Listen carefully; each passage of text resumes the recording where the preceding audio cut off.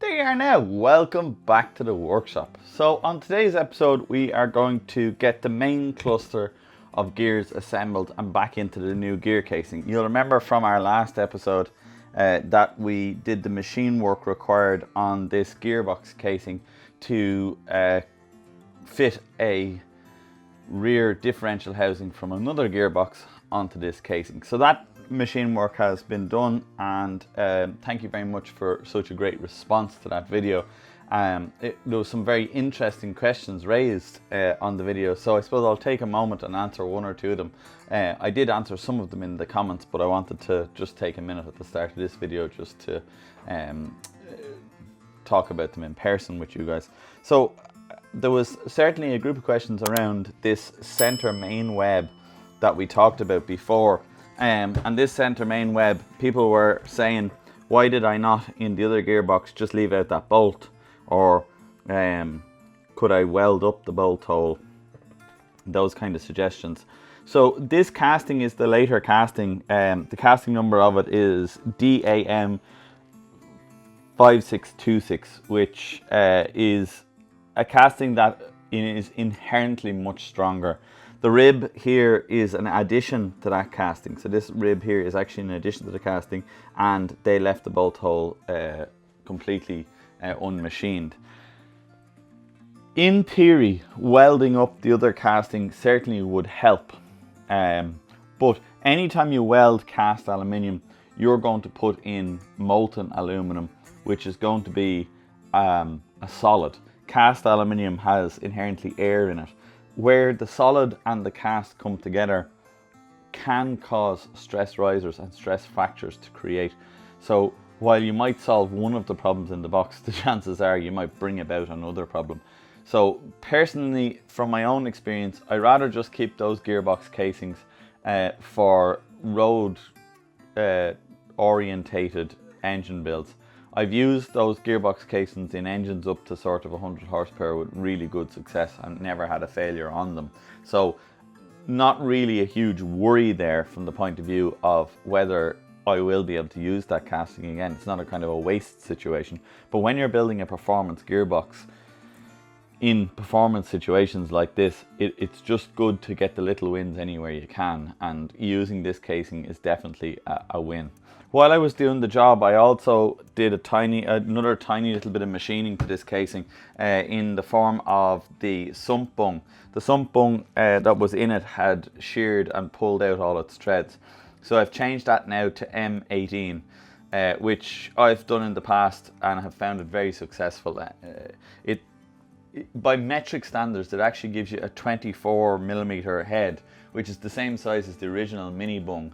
The only difference is that the shank is bigger on the bolt. So it actually fits the copper washer better, and it's a stronger thread. It's metric, so it's M18 by 1.75, which is actually a better pitch thread for cast aluminium. So when you can get it up to this M18, it's great. The only thing you need to do is, out of the old sump bung, you need to take the magnetic pickup and put it into your new sump bung, which is just effectively a bolt with a copper washer on it. So drill a hole in it. I'll show you how to do that in time now. So to build up this main gearbox casing, we have a few bits and pieces to do. We need to get back in all the selector and the selector forks. We need to build up the main gear shaft cluster and get that in there. We need to get in the lay shaft and the lay gears, and we need to get in the central oil pickup and the bolts associated with that. What that'll leave us with is the main cluster of this gear kit built. Then we need to do the differential. A couple of people in the video previous to the last video where we stripped this box asked me, would it be possible to do the video on the Salisbury diff, and I will make a video specifically on setting the Salisbury diff and increasing or decreasing its pressure within the clutch pack inside it. So I am going to do a video on that specifically, but I'm just waiting for a few components to come before I can actually do that job. So while we're waiting for those components, why don't we get this gearbox put together and ready to rock and roll, so that we know when those components come, we can put the diff on and finish the box out. The first thing I'm going to do is I'm going to change the bearings on the main shaft. They call this the main shaft.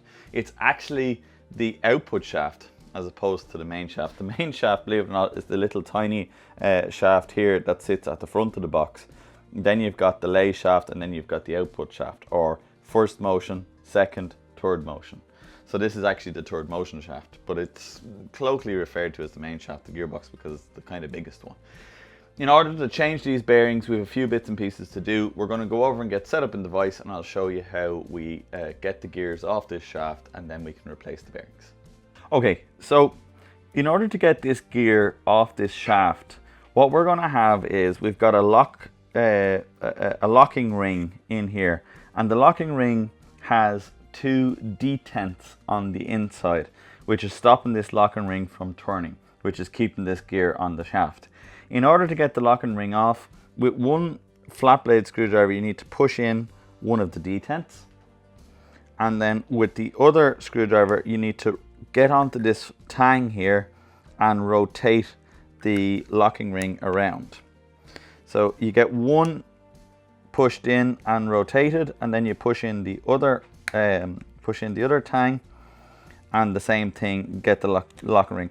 This when you have done a bit of practice, you'll get this reasonably easily, but if it's your first time doing it, it might take you a couple of goes just to get everything lined up and to work. What I'd say to you is that as the locking ring comes around on the second tang, you need to be very gentle pushing it in, because it'll go past, and if it does go past, well, it just means that you'll have to go start again and do the two of them again. So push in one and then push in the other, and then just walk the locking ring around until you get the two of them in. It's something that a lot of people don't like doing, and therefore they don't bother replacing this bearing.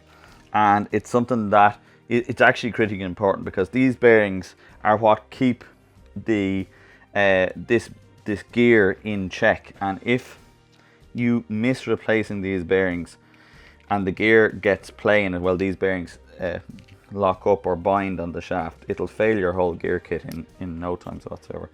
Thankfully the dog gear kits don't have these, so that's one of the reasons they're much easier to disassemble. So all I'm doing now is just trying to get this locking ring to line up with the grooves.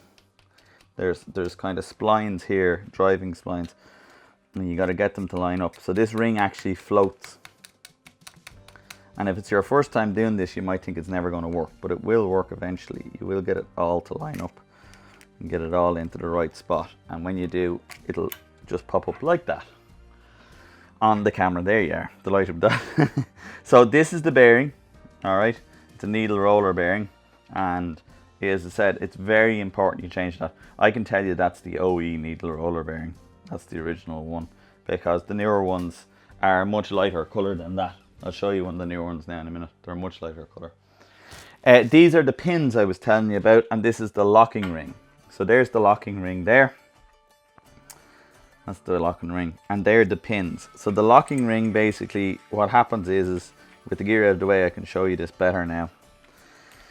What happens is these pins are pressed in so as to go into the grooves of this locking ring and keep it in place. So if I just take out one, I can just drop it below to show you what happens. So obviously, if the pins are inside in that position in there, they are keeping the ring from coming up because it can't get around. So when you push those pins in the way, push the pin in the way, get the locking ring to rotate. Just give me 1 second now. Get this out of here. Be able to show this a bit better. Okay.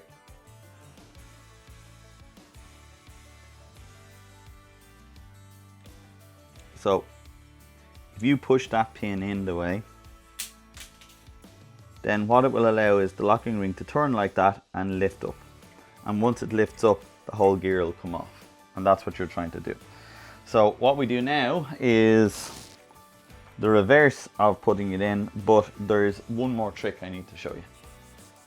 So just before I put the bearing on, I have here some 2000 wet and dry that I've just oiled very lightly. And what I'm doing is I'm going around this bearing surface and just polishing it ever so slightly. And the reason why I'm doing that is so that when the new bearing goes in, it'll have a completely smooth, frictionless surface to start on, which will allow that bearing give more service life. If it comes in on a surface that already has some pitting on it or has some marks on it, then obviously the chances of it picking up and failing increase. Alright, so let's give that shaft just a little clean, and you can see all of those little pit marks and pits are gone. So this is the new bearing, fresh in its packet, and it's what they call a split race. So the race is actually split and clips together there in the middle, and you can see it's a completely different color to the old bearing. See, the old bearing is that dark kind of brown Formica type cage, and that's what's telling me they've been this color for probably the last 10 years or so. So more than likely either this was replaced and it was a long time ago, or it just wasn't replaced the last time this box was built. This bearing then sits over this shaft here and sits on that boss that we just cleaned up. Once it's there, I'll put some oil on it. So just slip it out and put a little bit of oil in behind it. Why did I not put oil on it first? Because if it falls on the floor, when it has oil on it, it'll pick up every bit of dust known to man. And you know, when it comes to building gearboxes, cleanliness is the most important factor.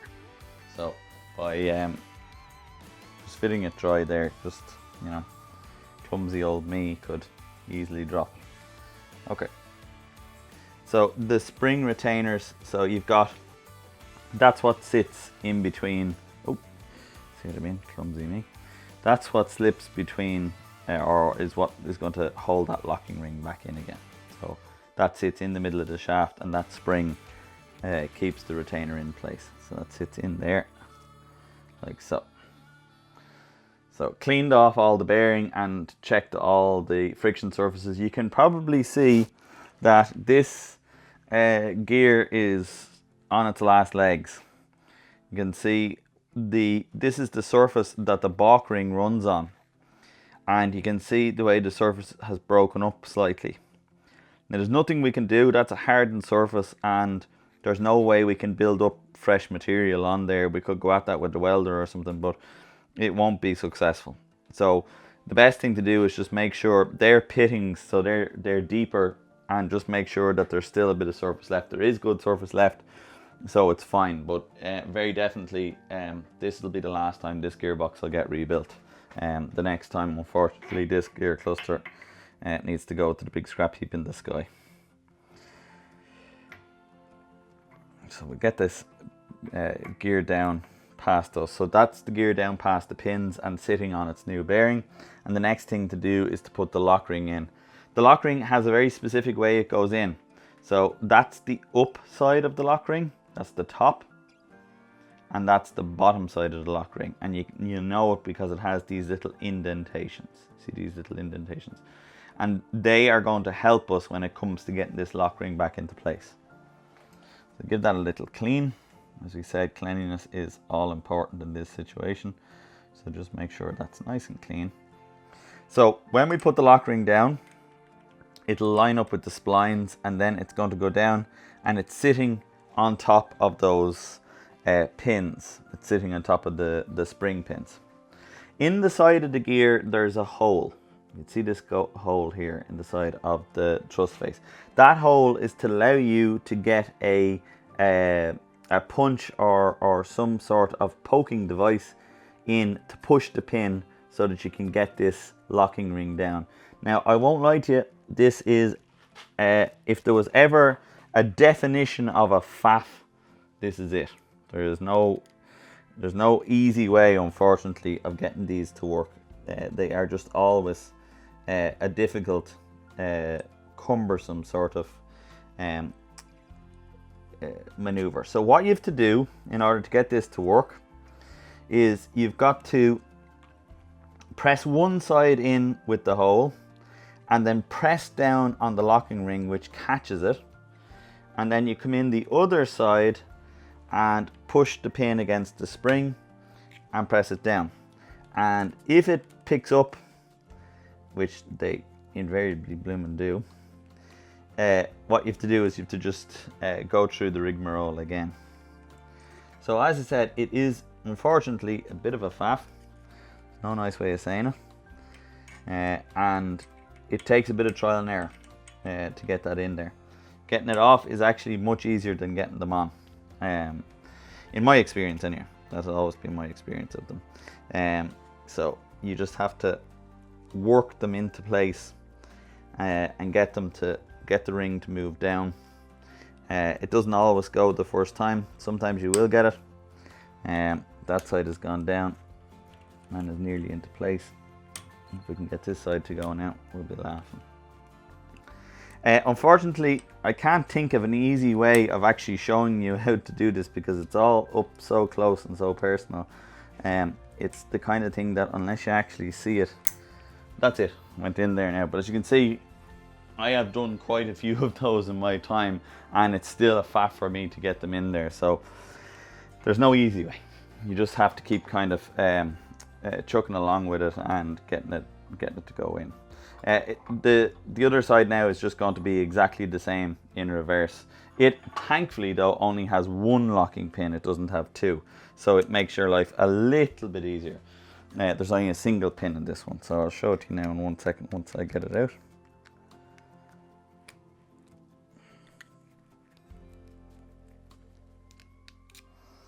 The thing that's real easy to do with this is to actually go too far with it. That's the bit that's easy with this. You can actually push you can go past the point with the locking rings. Like that. Well, you know what they say, if it's going to go wrong, it'll go wrong on camera, won't it?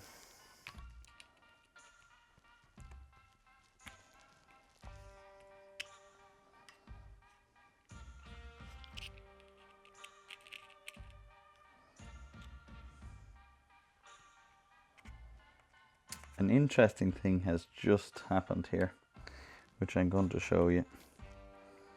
It's one of the things you have to be on the lookout for all the time when you're going to build the gearbox. Because if you miss this, it could cause you a lot of grief down the road. So just as I was levering around there to try and get that pin out, this piece of metal here, I'll try and show you this as best I can, actually just came up out of the gear. So that piece of metal there, which was sitting in there, I'll try and put it back in for you. It's fiddly. There we go. Okay, so this piece of metal here just came loose like that, fractured. So we need to replace this locking ring. Luckily I have a few of these in stock, so I'll just go grab another one of these locking rings and we'll replace it when we're replacing this bearing. Okay, so I'm literally just putting some bearing fit on this. The Loctite 648, it's my absolute favorite Loctite component. What this is the spindle for the selector mechanism, and it comes in through the bottom of the box. There's an O-ring which we've replaced here. That O-ring there goes around the bottom of it and seals against the bottom of the box, and then I put some bearing fit just around here so that when this goes into the box that it will be perfectly sealed, and it'll also stay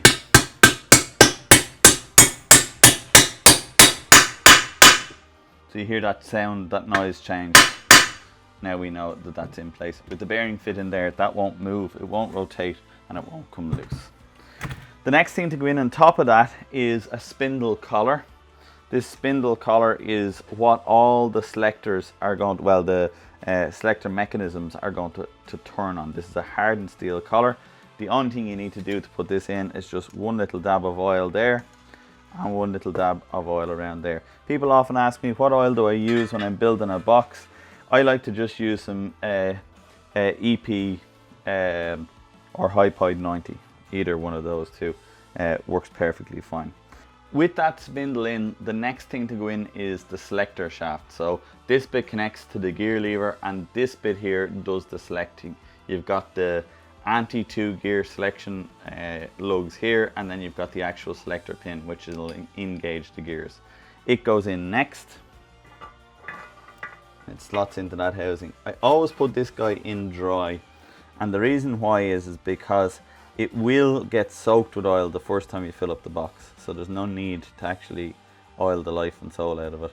It's perfectly fine. So I always leave it in that position when I put it in, because that allows me then to put the selector stack up. So the first thing to go in the selector stack up is the reverse gear mechanism. So reverse gear selector goes in first. It sits in top of the spool like that and sits down inside there. Next is a shim. Shim goes in on top of that. Next after the shim is the second, third selector. That goes in there. And then you've got another shim, should I say. Shim in there. And then you've got the first, second selector fork. Goes in there. Well, it's actually a selector mechanism, it's not a selector fork. And then the last thing to go on is the washer and the nut. And then we'll get the torque wrench out and torque that nut. Oops. Come back. So he goes in there. 9/16, and then we'll torque him. Next to go in is the selector fork assembly. These are bronze selector forks, and they sit on the selector fork sliding shaft, okay? Third and fourth selector fork, which is this one, gets a pin. First and second is floating, so it floats on the shaft. It doesn't need a pin at all. Things to check for in the selector forks is for wear in here in the selector fork. You want to make sure that the selector fork hasn't eaten in. Now, you might be confused into thinking that this is wear, but that's actually a machined groove in there. So that's not wear, it's meant to be like that.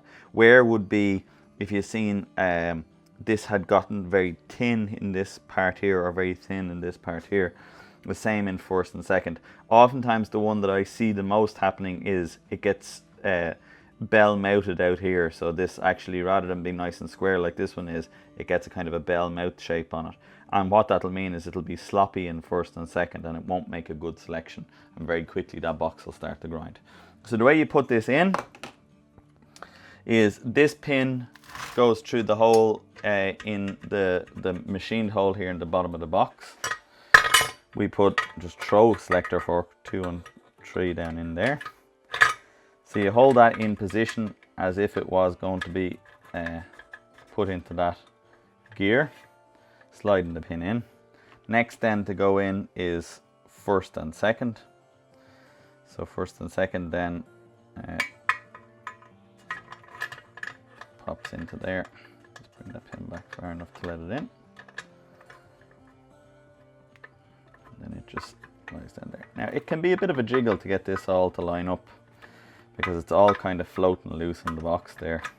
But once you kind of do get it to line up, it'll head in. The only thing to make sure you have is you have that hole lined up so that when you push it in there, it's going to line up and your split pin will be able to go in. Next to go in then is this split pin. That split pin has, at one end, it's been machined down. That's to allow it line up, and then it's spread up here at the top. So that'll allow you to get that split pin in there, and then with a punch and hammer, we can tap that into place.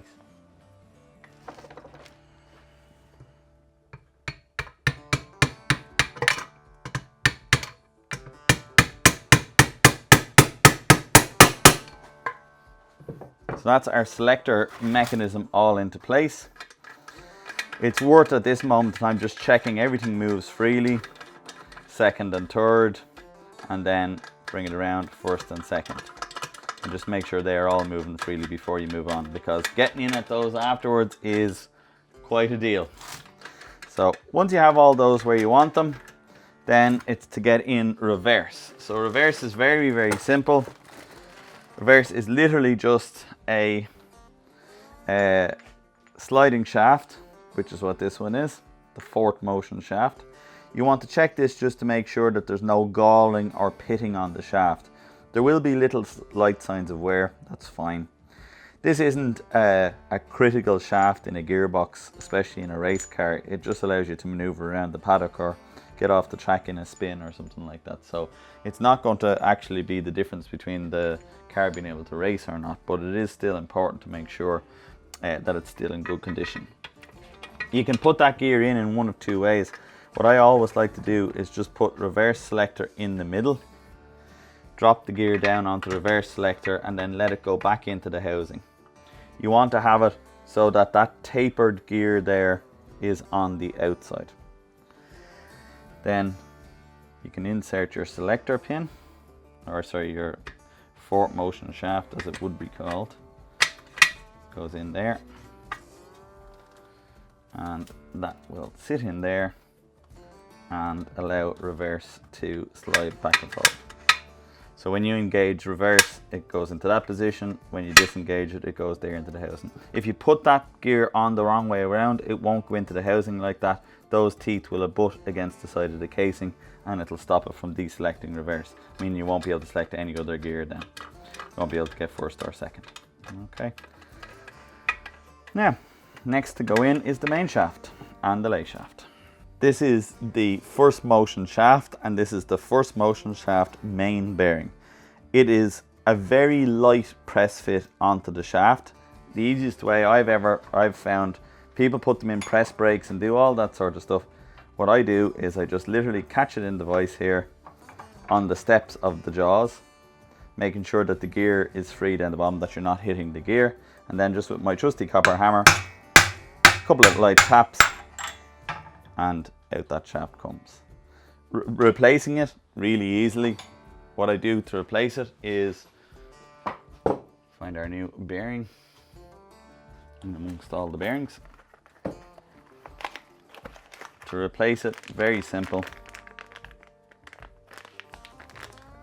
Most difficult part of replacing this bearing is getting it out of the packet.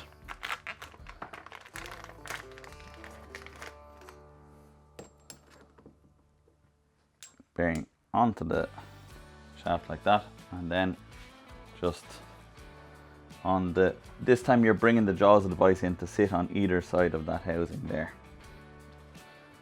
Don't bang on this face here. If you bang on this face here, you'll damage the balk ring driving surface. So with a punch, get through into the back of the pile of bearing. And that's it, literally just that simple. And that is our input bearing in place. The main shaft assembly, comprising of the 3rd motion shaft and the input shaft, has a few bearings that need to be changed. We've changed the 2 bearings on the gear, we did that. We've now also changed the input bearing, but in the input shaft there's another bearing. It sits in there in that housing. You definitely do want to lubricate this bearing because it sits quite tightly inside a cluster. So it can be a while before oil gets in there. So we'll put a little bit of oil on that. So that's the bearing for to go in there. The other bearing that's going to need to get done, this is your 1st, 2nd reverse selector hub, and it is going to have, it's going to sit on this drive housing here, and then 1st gear is going to sit on what's called a pilot bushing. So it's going to have a bearing that sits in there and allows it to run. You can see it has one of those old original brown ones, so we're going to replace that for one of the new bearings that we got to rebuild this box, and that's going to be that one. So that bearing will sit in there, and that will be the 1st motion shaft. I'm showing you this now because when it all gets into the box, it's going to be really hard for you to see it. Last thing we have to do is replace the balk rings. Now, there's some conjecture about balk rings. This is the Mini Spares straight cut ST gear kit, and it is recommended for this kit that we use the high grade steel balk rings.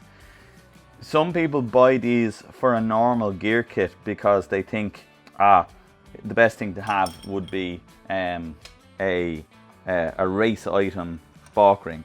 if your gear is not designed to have a race balk ring, then putting a race balk ring on it won't make it better. In fact, it'll make it worse, because these will be too harsh for the surface. How do you know if your balk ring is still or if you know if your balk ring clutches are still serviceable? You're looking for a gap between where the balk ring sits on the gear and the gear itself of greater than 1.5 millimeters. We can clearly see that we have that. We're heading for over 2. So that tells us it's good. If when you put the balk ring on, it just slides straight up and hits the end of the gear, then that gear is worn out. The balk ring surface on that gear will be worn out, and you will need to change that for a new gear. Years ago, we used to build up brass on them. We'd braze up the surface of the gear and then machine it back down in the lathe. It was a quick fix and it lasted a while, but it wasn't permanent. So again, checking to make sure that we have that clearance. You want to make sure that the balk rings sit flat as well. If the balk ring starts to rock around, then it's an indication that the balk ring itself is not in good nick. When it comes to the third, fourth gear selector hub, which is what this is, it goes onto the main shaft in that orientation there. Okay, it goes on. You can see that there's a wider side and a narrower side. The narrower side always sits towards first gear and the wider side out towards the input shaft. Okay.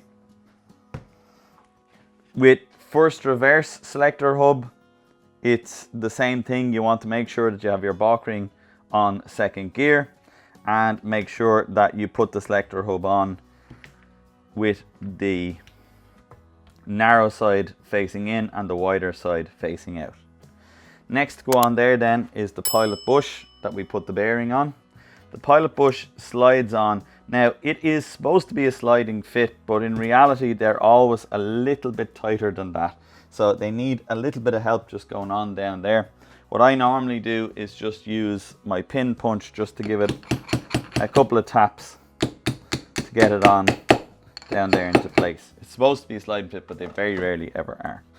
So with that in place, a little bit of oil on that bearing. As I said, I always leave oil on the bearings till last, so that if I drop them, I don't pick it up. And then first gear then can go on. So first gear slides on. Just before we do that, we might as well put a balk ring in there, or else it'd be an unusual gearbox. The customer would be complaining and saying, very hard to get first gear. But it's fine, we'll just blame the customer. Couldn't be anything I did. Okay, a little bit of oil on there.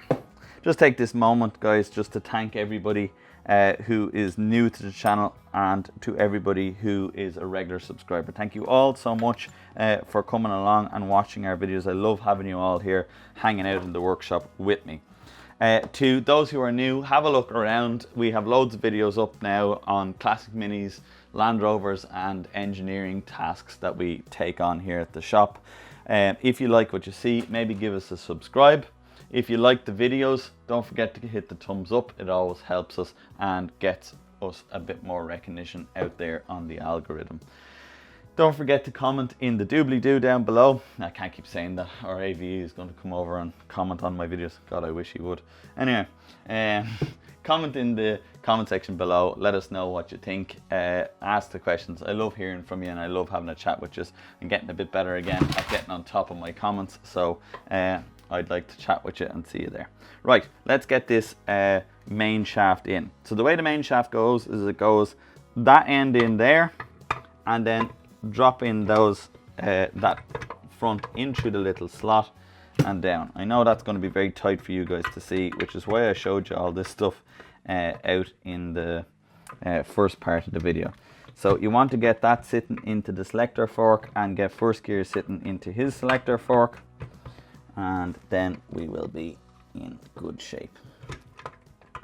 Come on, first gear, in you go. Go where you don't want to go.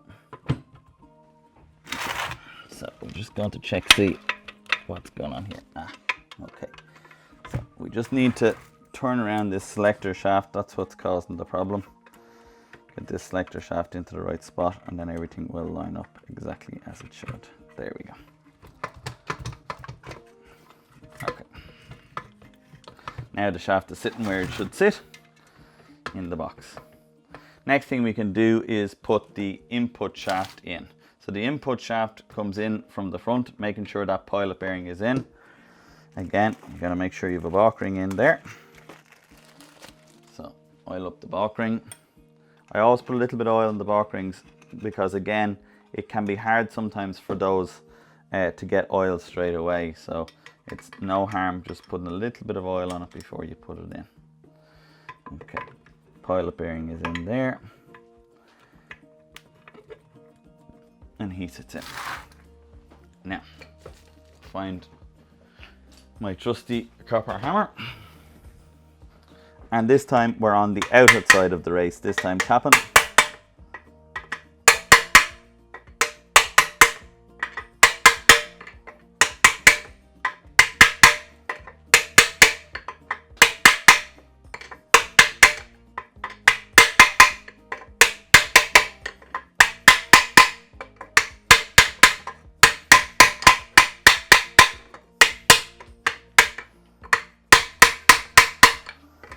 So we're just waiting for that noise change to come into place now. Just keep an eye on your selector shaft. Make sure that everything is sitting where it should. And what we want to see now is the spring groove opening up here now.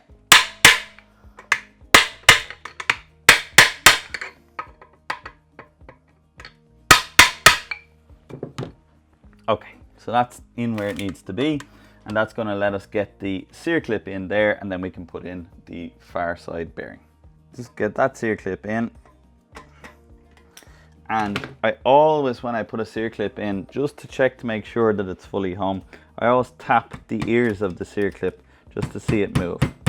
And when I get a decent something to tap it with, when you see the sear clip ears move, then that gives you a good indication your sear clip is in and home.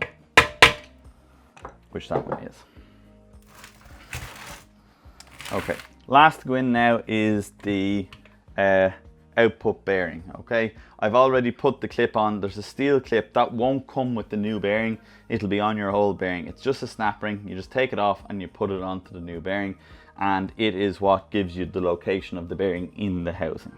Okay, so tap that bearing in onto the main shaft there.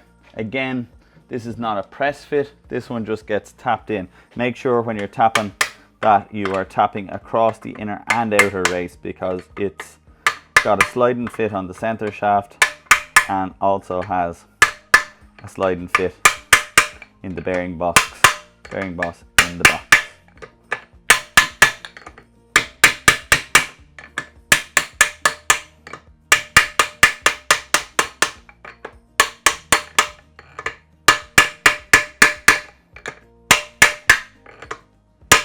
There we go, hear that noise change. Okay, that now has the main gear cluster into the box with all of its bearings replaced and done. In the next episode, what we will do is we will get the lay shaft in, we'll get all of the lay shaft bearings in, and I'll show you how to set the preload and tension on this input shaft bearing. There's a collar goes on here which shims to set preload on the outer race of this bearing. I'll show you how to set those clearances and how to set this up. Then we'll be able to do the video on the differential. When we do the video on the differential, then we can put that in and we'll be able to wrap this gearbox up and we can move on to the engine. I hope you guys enjoyed the video, and I'll see you guys on the next one.